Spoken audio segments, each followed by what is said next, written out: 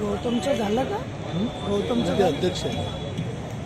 अच्छा, 40 मिनिटात ते करायचं आहे दोघांचं. सभी भाइयों बहनों को जय भीम, जय भीम, जय भीम. आवाज मिलता नहीं है. अभी मायावती बीजेपी में है ना. आज प्रियदर्शी महान सम्राट अशोक, राष्ट्रपिता ज्योतिबा फुले जी तथा राष्ट्र निर्माता डॉक्टर बाबा साहब अंबेडकर की संयुक्त जयंती के अवसर पर आयोजित बहुजन समाज अधिकार सम्मेलन में कार्यक्रम की अध्यक्षता कर रहे दिल्ली सरकार में पूर्व मंत्री, सम्मानित विधायक, बाबा साहब के मिशन के कारवां को आगे बढ़ाने वाले हमारे बहादुर साथी भाई राजेंद्र पाल गौतम जी, अभी अभी आप सुन रहे थे तमिलनाडु के हमारे बहुत ही क्रांतिकारी वक्ता, विचारक, सांसद माननीय थोल थिरुमावलावन जी. इसके पहले आपके बीच में अपनी बात रख चुके हैं माननीय Syed Qasim Rasool Ilyas ji, all India Muslim law board के लंबे अरसे से सदस्य रहे और लगातार समाज के उत्थान में लगे हुए हमारे पूर्व में अभी वक्ता साथी रहे पूरन मेश्राम जी, पूर्व में अपनी बात रख चुके हैं जावेद पाशा जी, और साथ ही साथ बहुत ही कर्मठ सामाजिक महिला नेत्री उषा ताई जी.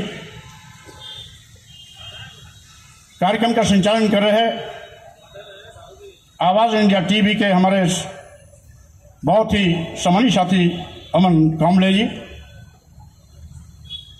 भाई प्रीतम प्रियदर्शी जी,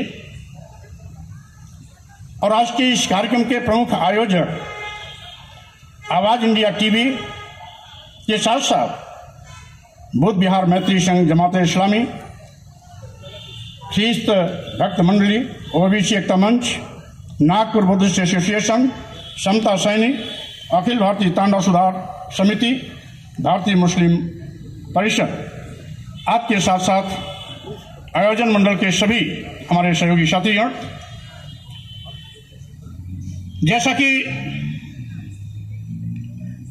आज के इस कार्यक्रम के मुख्य बिंदु जाति जनगणना,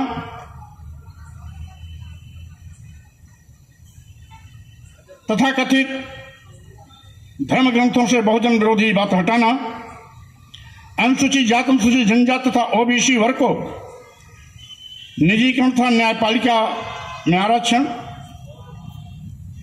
सभी के लिए केजी से लेकर के पीजी तक मुफ्त शिक्षा का प्रावधान, देश के सभी लोगों के लिए सामाजिक आर्थिक समानता स्थापित करने के लिए एवं अल्पसंख्यक मुस्लिम, बौद्ध, जैन, अन्य वर्गों के सर्वांगीण विकास से उनके जनसंख्या के आधार पर बजट का प्रावधान. इस परिप्रेक्ष्य में अपनी बात रखने के लिए मैं निर्देशित किया गया हूं और साथ ही साथ अभी विस्तार से चर्चा हुई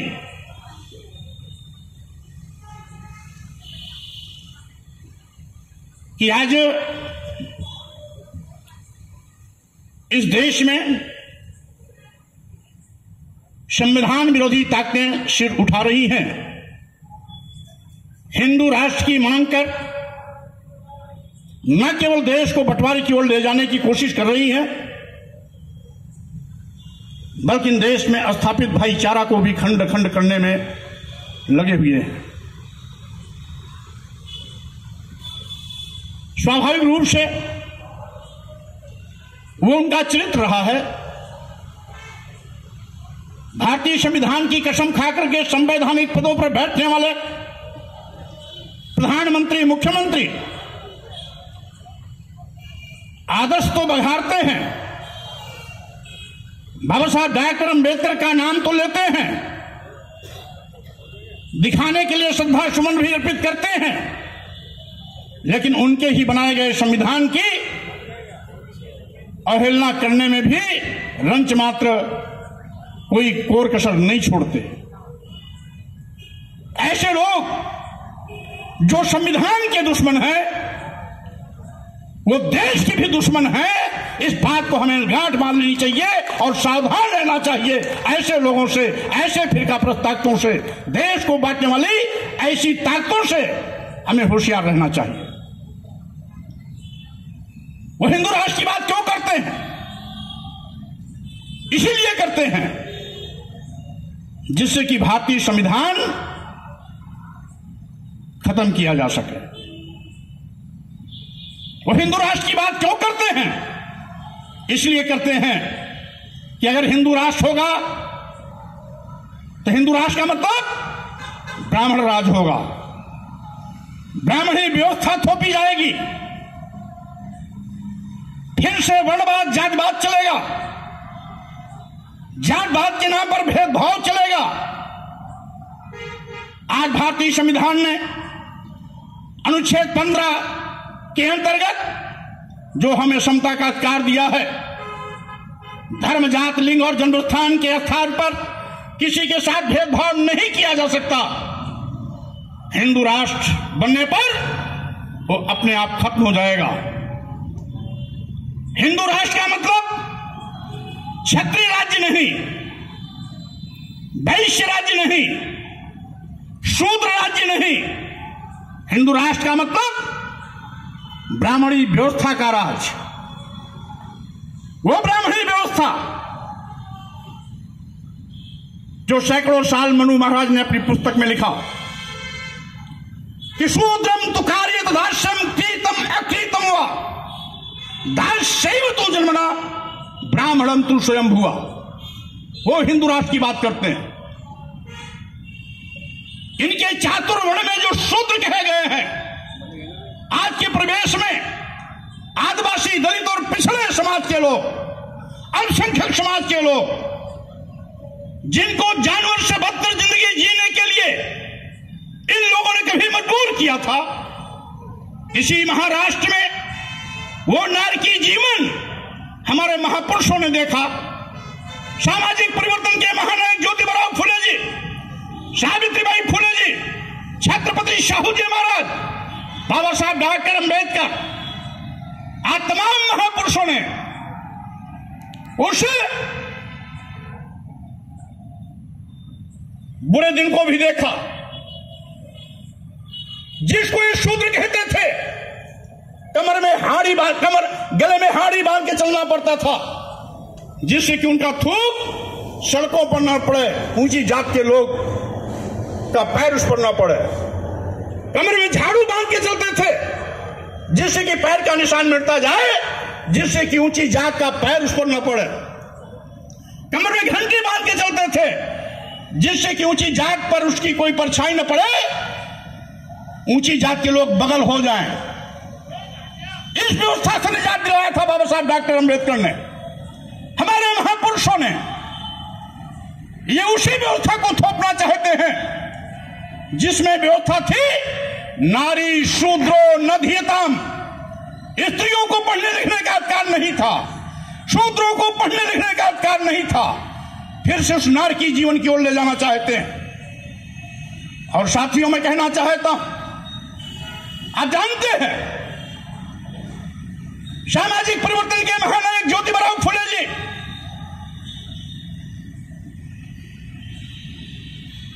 ने एक लंबा संघर्ष किया महिलाओं की शिक्षा के लिए।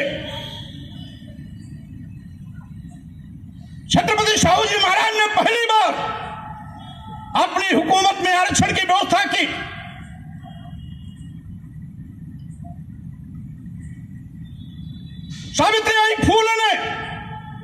कदम से कदम मिलाकर के ज्योतिबा फुले का साथ दिया।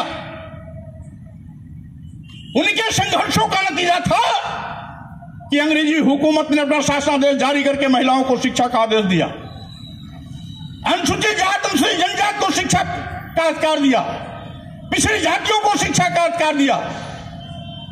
यह कारवां आगे चलता रहा। उसी कड़ी को आगे बढ़ाने का काम किया बाबा साहब डॉक्टर अम्बेडकर। और एक दिन ऐसा आया जब हमारा भारत संप्रभु राष्ट्र बना, आजाद हुआ, हमारा भारतीय संविधान बना और बाबा साहब डॉक्टर अम्बेडकर ने भारतीय संविधान को देश के प्रथम राष्ट्रपति डॉक्टर राजेंद्र प्रसाद जी को सौंपते हुए कहा था कि हमें राजनीतिक बराबरी तो मिली है, लेकिन सामाजिक और आर्थिक बराबरी भी नहीं मिली है, उसको भी लाना है। तो साथियों, आज जो बाबा साहब डॉक्टर अम्बेडकर ने सैकड़ों साल के महापुरुषों के संघर्षों को देखते हुए संविधान में हमारे सम्मान और स्वाभिमान की आवाज उठाई, हमें पढ़ने लिखने का अधिकार दिया, school for all, education for all, शिक्षा सबके लिए, किसी का बच्चा पढ़ सकता है, अपने आन बान शान सम्मान स्वाभिमान के साथ सब रह सकते हैं, क्योंकि भारतीय संविधान ने सबको बराबर का अधिकार दे दिया। ब्राह्मण क्षत्रिय वैश्य शूद्र की जो भेदभाव मूलक गैर बराबरी का समाज था, उसको बराबर लाके खड़ा कर दिया, सबको एक बराबर बैठा दिया। आज उनके पेट में ये बात पच नहीं रही है। सदियों से जिस पर उन्होंने हुकूमत किया, धर्म के नाम पर जिस पर डंडा बरसाया, कोड़ा चलाया, जानवर से बदतर जिंदगी जीने के लिए मजबूर किया, जाति के नाम पर धर्म के आड़ में हमें पढ़ाई लिखाई से वंचित कर दिया, नीच और अधम कहा। आज भी क्या इनका धर्म कहता है?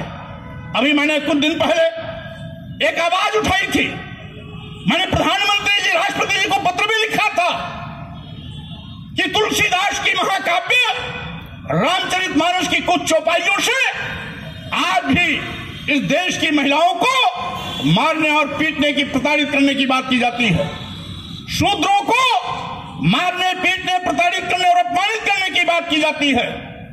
हमारे आदिवासी, दलित, पिछड़े समाज के लोगों को जाति सूचक के शब्दों का प्रयोग करके नीच और अधम कहा जाता है। जब हमने उसका हवाला दिया, जे बड़ा अधम तेल कुम्हारा, सुपच किरात कोल कलवारा, ये सारी की सारी जातियां आदिवासी, दलित और पिछड़ी समाज से आती। क्या इन्होंने पाप किया है जो महाकाव्य के माध्यम से आज भी लोग शारीरिक रूप से लाउड स्पीकर लगाकर पाठ करते हैं कि जय बड़ा अधम तेल कुम्हारा, सुपच किरात कोल कलवारा, यानी नीच जातियां, अधम जातियां, ये खत्म होनी चाहिए, इस पर रोक लगनी चाहिए, प्रतिबंध रहना चाहिए। यह मैंने कहा और यह भी कहा, ढोल गमार सूद प्रश्नारी शकल ताड़ना के अधिकारी। आखिर इस देश की महिलाएं कौन सा पाप कर दिया है जो मारने, पीटने और प्रताड़ित करने का पात्र बताया जाता है? सरकार तो एक और महिला सशक्तिकरण चला रही है, दूसरी ओर नवरात्र में देवी शक्ति के रूप में देवियों की पूजा करती है, और देश की आबादी देश की आधी आबादी महिलाओं की है। तुलसी बाबा को कौन सा अधिकार मिल गया है जो प्रदेश की महिलाओं को मारने, पीटने, नीच से नीच कहे जाने और प्रताड़ित करने की बात करते हैं? इस पर रोक लगनी चाहिए। शूद्र समाज जिसमें आदिवासी, दलित और पिछड़े आते हैं, क्या गलती इन्होंने किया है कि आज भी इनको मारने, पीटने, प्रताड़ित करने की बात की जाती है? यही नहीं, यहां भी तुलसीदास नहीं रुकते, आगे भी कहते हैं कि पूजे ही विप्रशील गुणहीना और पूजे ही शूद्र गुण ज्ञान प्रवीणा। हिंदू राष्ट्र क्यों लड़ा चाहते हैं, इसीलिए लाना चाहते हैं कि पूजे विप्रशील गुणहीना, यानी लंपट हो, व्यभिचारी हो, दुराचारी हो, देशद्रोही हो, सारे गुण हो, लेकिन अगर वो ब्राह्मण है तो उसकी पूजिए, उसको सम्मान करिए। लेकिन शूद्र कितना भी गुण ज्ञानी प्रवीण क्यों न हो, उसका सम्मान मत करो। आखिर क्यों? अगर वो ज्ञानी है, प्रवीण है, विद्वान है, ज्ञानियों से भी ज्यादा ज्ञाता है, तो हम उसका सम्मान क्यों न करें? इसलिए कि वो शूद्र है। और साथियों, यही धर्माचार्यों के तिकड़म से बाबा साहब को भी अपमान के कड़वे घूंट पीने पड़े थे। विश्व के सबसे बड़े विद्वान होने का खिताब पाने के बाद जब इस भारत भूमि पर आते हैं, किसी जाति व्यवस्था के शिकार होकर के पग पग पर नित्य प्रति क्षण क्षण उनको अपमानित होना पड़ता था। अपमान के तमाम कड़वे घूंट बाबा साहब डॉक्टर अंबेडकर ने पिया। संविधान बनाते वक्त तो चाहते तो बदले की भावना से जिन लोगों ने उनको अपमानित किया उनके खिलाफ कुछ लिख सकते थे, लेकिन बाबा साहब डॉक्टर अंबेडकर का दिल समुद्र से भी ज्यादा गहरा था। उनके विचार आकाश से भी ज्यादा ऊंचे थे, और इसीलिए जब संविधान लिखा तो एक भी शब्द पूरे संविधान में बदले से प्रेरित कहीं नहीं दिखाई पड़ा। उन्होंने सबके सम्मान की चिंता की। बाबा साहब डॉक्टर अंबेडकर जानते थे कि हम तो इस सामाजिक विषमता के शिकार रोज होते रहे, इस जाति व्यवस्था के शिकार हम रोज होते रहे, तो जातिवाद के नाम पर जो हमने अपमान सहे वो किसी और को सहना न पड़े, इसलिए उन्होंने अपना उदार मन दिखाया, सबको समान अधिकार दिया। बाबा साहब के संविधान में न कोई ऊंच है, न कोई नीच है, न कोई छोटा है, न कोई बड़ा है, न कोई छूत है, न कोई अछूत है, सभी बराबर हैं और सभी इंसान एक जैसे हैं, इसलिए बराबर हैं, कोई भेदभाव नहीं किया। यह बाबा साहब डॉक्टर अंबेडकर का बड़प्पना था, उनकी उदारता रही है। आज यथार्थवादी ताकतें नहीं चाहती कि जो कल तक गुलाम थे आज पढ़ लिख करके आईएएस बने, आईपीएस बने, डॉक्टर बने, एडवोकेट बने, प्रोफेसर बने, साइंटिस्ट बने, वो नहीं चाहते। इसीलिए हिंदू राष्ट्र का गुणगान कर रहे हैं। मैं कहना चाहता हूं, आज ऐसे लोगों को अच्छी तरह से परखना होगा, समझना होगा। हमारे संतों, गुरुओं, महापुरुषों ने एक लंबा संघर्ष किया। पेरियार रामास्वामी नाईक, नारायण गुरु, संत गाड़े, और इसके पहले एक संतों की कड़ी चली थी। संत श्रोमण रविदास, संत कबीर, गुरु नानक जैसे संतों ने भी इस लड़ाई को लड़ी। समता समानता का अधिकार दिलाने के लिए हजारों साल से लड़ाई चलती आ रही है। आज से 2600 साल पहले जिस करुणा मैत्री बंधुत्व पर आधारित समाज की रचना का बिगुल विश्व धर्म गुरु नायक भगवान बुद्ध ने छेड़ा था, जिसको सर्वव्यापी विश्वव्यापी सम्राट अशोक ने बनाया था, आगे चल करके इसी नागपुर की दीक्षा भूमि पर बाबा साहब डॉक्टर अंबेडकर ने बुद्धं शरणं गच्छामि, धम्मं शरणं गच्छामि, संघं शरणं गच्छामि का उद्घोष कर इस भारत की आने वाली पीढ़ी को बता दिया, आए बहुजन समाज के लोगों, तुम्हारे सम्मान और स्वाभिमान का रास्ता भगवान बुद्ध के रास्ते जाता है, इसलिए इस रास्ते पर चल करके तुम अपने सम्मान और स्वाभिमान का परचम हमेशा लहरा सकते हो। आज हिंदू राष्ट्र की बात करने वाले लोग बाबा साहब डॉक्टर अंबेडकर और देश के तत्कालीन तमाम संविधान सभा के विद्वानों के विचारों के साथ खिलवाड़ करना चाहते हैं,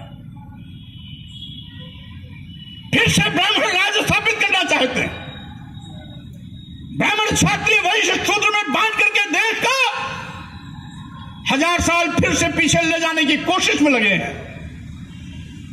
एक और आरएसएस के प्रमुख कहते हैं कि इस भारत में बुद्ध हैं, जैन हैं, सिख हैं, इस्लाम के मानने वाले मुस्लिम हैं या इस देश के ईसाई हैं, ये सब हिंदू हैं। तो आरएसएस के प्रमुख से मैं कहना चाहता हूं, यह सीट तो दुनिया के लोगों की आंख में धूल झोंकने के लिए आप सार्वजनिक रूप से देते हो। प्रधानमंत्री और मुख्यमंत्री को बैठा के क्यों नहीं समझाते कि जब सभी हिंदू हैं तो इनके साथ भेदभाव क्यों, इनके साथ सौतेला व्यवहार क्यों, अनुसूचित जात अनुसूचित जनजाति के आरक्षण के साथ खिलवाड़ क्यों, पिछड़ी जातियों के साथ आरक्षण के गला घोटने का काम क्यों। बाबा साहब डॉक्टर अंबेडकर के संविधान अनुच्छेद 16(4) और 15(4) के अंतर्गत तथा 340 के अंतर्गत इस देश के आदिवासियों, दलितों और पिछड़ों को सामाजिक शैक्षणिक पिछड़ेपन के आधार पर सरकारों को इस बात का निर्देश दिया था कि इनको मुख्य धारा में खड़ा होने के लिए, समाज में सबके बराबर चलने के लिए आरक्षण के प्रावधान के माध्यम से इनको आगे लाने का प्रयास करना चाहिए। सामाजिक शैक्षणिक पिछड़ेपन के आधार पर इनकी हिस्सेदारी न केवल सरकारी नौकरियों में बल्कि सरकार द्वारा आर्थिक सहयोग, सरकार के आर्थिक सहयोग से चलने वाले सभी संस्थानों में भी आरक्षण का प्रावधान होना चाहिए। वोट लेने के लिए दलित हिंदू, वोट लेने के लिए आदिवासी हिंदू, वोट लेने के लिए पिछड़ा हिंदू, लेकिन आरक्षण के नाम पर आप इनके दुश्मन बन जाते हैं। आरक्षण देने की बात आती है तो भाजपा और आरएसएस को यह दलित हिंदू नहीं दिखाई पड़ता, ये आदिवासी हिंदू नहीं दिखाई पड़ता, ये पिछड़ा हिंदू नहीं दिखाई पड़ता। अगर यह प्रधानमंत्री मुख्यमंत्री बनने के बाद भी दलित, आदिवासी और पिछड़ों के हिंदू मानते होते तो इनके आरक्षण के साथ कभी खिलवाड़ नहीं करते। इसका मतलब है ये केवल वोट लेने के लिए हिंदू कहकर के इस देश के आदिवासियों, दलितों और पिछड़ों को गुमराह करते हैं। वोट लेने के बाद आदिवासियों, दलितों और पिछड़ों के गर्दन पर तलवार चलाते हैं। बाबा साहब डॉक्टर अंबेडकर द्वारा दिए गए आरक्षण का गला घोटते हैं। आरक्षण का गला घोटने का मतलब संविधान के साथ खिलवाड़ करते हैं, संविधान की धज्जियां उड़ाते हैं। इसलिए साथियों, मैं आपसे कहना चाहता हूं, ऐसे धोखेबाजों से होशियार रहना चाहिए जो अपना उल्लू सीधा करने के लिए हमें हिंदू बनाते हैं और सत्ता में आने के बाद हमारे आरक्षण को खत्म करते हैं। आज अदानी और अंबानी को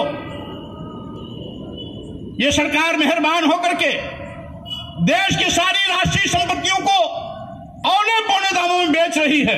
आजादी के बाद यह पहली सरकार है जो राष्ट्रीय संपत्तियों को, राष्ट्रीय क्षेत्र के उपक्रमों को, विभागों को अपने चहेते उद्योगपतियों को दे रही है। अदानी को दे रही, अंबानी को दे रही और उद्योगपतियों को दे रही। क्या सारे बंदरगाह बेच दिया, एयरपोर्ट बेच दिया, एयर इंडिया दे दिया, सारे रेलवे स्टेशन देश के दे दिए, कई दर्जन ट्रेनें दे दी, LIC दे दिया, बैंक भी मेहरबान।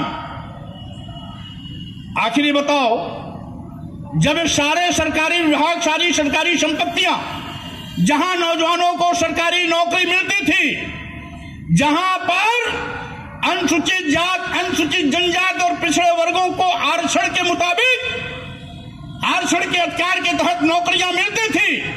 अब जब निजी हाथों में चली जाएंगी तो ना नौजवानों को सरकारी नौकरी मिलेगी, ना अनुसूचित जात, अनुसूचित जनजात और पिछड़े वर्गों को आरक्षण का लाभ मिलेगा। ये पहली सरकार जो देश की राष्ट्रीय संपत्ति को बेची जा रही है। पहले सरकारें आती थी, निजी क्षेत्रों का राष्ट्रीयकरण करती थी। ये राष्ट्रीयकृत विभागों को निजी हाथों में देने का पाप कर रहे हैं और कहते हैं देश की आर्थिक स्थिति बड़ी मजबूत हुई है।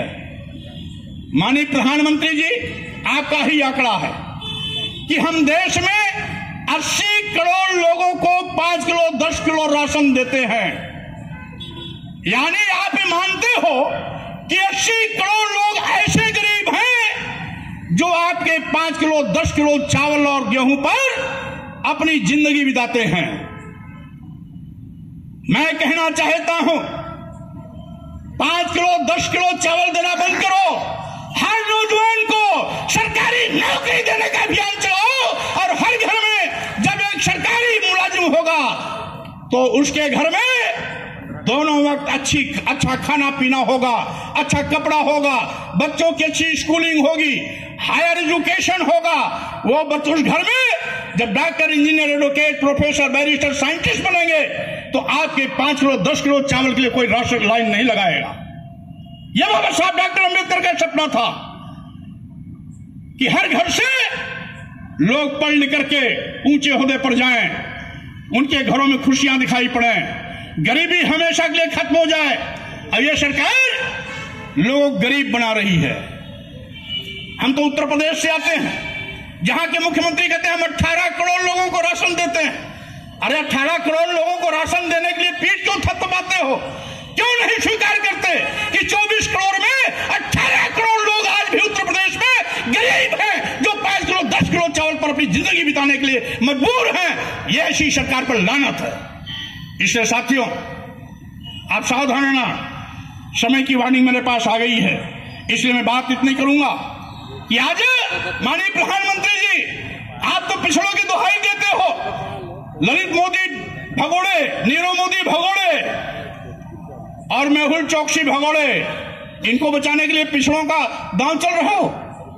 सही माने में नीरव मोदी पिछड़े हैं, न ललित मोदी पिछड़े हैं, न मेहुल चोकसी पिछड़े हैं। क्यों पिछड़ों का नाम दे रहे हो? यह तो पिछड़ों का अपमान है। और मोदी जी, आप भी पिछड़ों के नाम पर वोट तो लेते हो, लेकिन पिछड़ों का गला घोटने में आप भी बात नहीं आते हो। रीजनल यूनिटी के नाम पर जितने भी आईएएस आपने बनाए हैं, एक भी शेड्यूल कास्ट का नहीं, एक भी बैकवर्ड नहीं, एक भी शेड्यूल ट्राइब्स नहीं। पिछड़ों का रोना बंद कर दीजिए। इसलिए मैं कहना चाहता हूं, आज सबको सावधान सजग रहना है। ऐसे साथियों, मैं आपसे केवल इतने कहने आया हूं, भाई हम और राजन पाल जी कल कुशीनगर में थे, भगवान बुद्ध की परिनिर्वाण स्थली पर थे। आज हम भगवान बुद्ध की इस पावन नगरी, जहां बाबा साहब डॉक्टर अंबेडकर ने दीक्षा समारोह करके पूरे देश को बुद्धमय बनाने का अभियान चलाया था, हम आज उस धरती पर खड़े हैं। कल परिनिर्वाण स्थली पर थे और आज दीक्षा भूमि पर हैं। इसी दीक्षा भूमि को मैं नमोबुद्धाय करता हूं। और साथियों, मैं केवल इतना ही कहना चाहता हूं, बहुजन समाज के सम्मान, स्वाभिमान, अधिकार के लिए हमें किसी हद तक लड़ाई लड़ने के लिए जाना होगा। हम तैयार बैठे हैं। कहीं भी पूरे देश में इस आंदोलन को गति देनी होगी तो स्वामी प्रसाद मौर्य आपके साथ खड़ा रहेगा, बहुजन समाज के सम्मान और स्वाभिमान के साथ खड़ा रहेगा। ऐसे लोगों को चोट करने में हम पीछे नहीं रहेंगे जो बहुजन समाज के सम्मान और स्वाभिमान को निगलने की कोशिश में है। इन्हीं शब्दों के साथ मैं आपसे भी कहना चाहूंगा कि आज मोदी जी पिछड़े की दुहाई तो देते हैं, लेकिन जाति जनगणना से आप घबराते हैं। 30 मिनट जैसा कि अभी हमारे पूर्व वक्ता साथियों ने कहा, भारतीय जनता पार्टी कोई पार्टी नहीं है, ये आरएसएस की शैडो पार्टी है। आरएसएस का एजेंडा ही लागू करते हैं। अगर मोदी जी सही मायने में अपनी सरकार चलाते होते तो पिछड़ा होकर के पिछड़ों के हित के लिए जातिवार जनगणना जरूर कराते। जातिवार जनगणना नहीं कराते हैं, इसीलिए कि साथियों इनको बजट का भी प्रावधान करना पड़ेगा, इनको आरक्षण भी समानुपातिक हिस्सेदारी देनी पड़ेगी। इसीलिए आप सभी ने मेरा निवेदन है, ये नागपुर दीक्षा भूमि एक क्रांतिकारी धरती रही है, बाबा साहब डॉक्टर अम्बेडकर की कर्म भूमि रही है। और साथियों आप सब इस ऐतिहासिक धरती के लोग हैं, इसलिए सभी भाइयों और बहनों को मैं केवल इतना ही कहूंगा कि आप सब इस अभियान में सड़क पर आना पड़े तो आए, हमें जहां बुलाएंगे हम आपके साथ खड़े रहेंगे। यद्यपि उत्तर प्रदेश में मैं सघन अभियान चला करके इस अभियान को घर घर पहुंचाने में लगा हूं। और जब से भाई राजेंद्र पाल गौतम जी बाबा साहब के मिशन के इस कारवां को आगे बढ़ाने का संकल्प लिए, हम इनके साथ में साथ देकर के हर जगह एक साथ पहुंचने की कोशिश भी करते हैं। इन्हीं शब्दों के साथ, क्योंकि अभी माननीय गौतम जी इस कार्यक्रम की अध्यक्षता करें, समापन भाषण भी को होगा, इसलिए मैं आप सबको बहुत बहुत धन्यवाद देता हूं। जयंती के अवसर, महापुरुषों की जयंती के अवसर पर शुभकामना देता हूं। संविधान बचाने का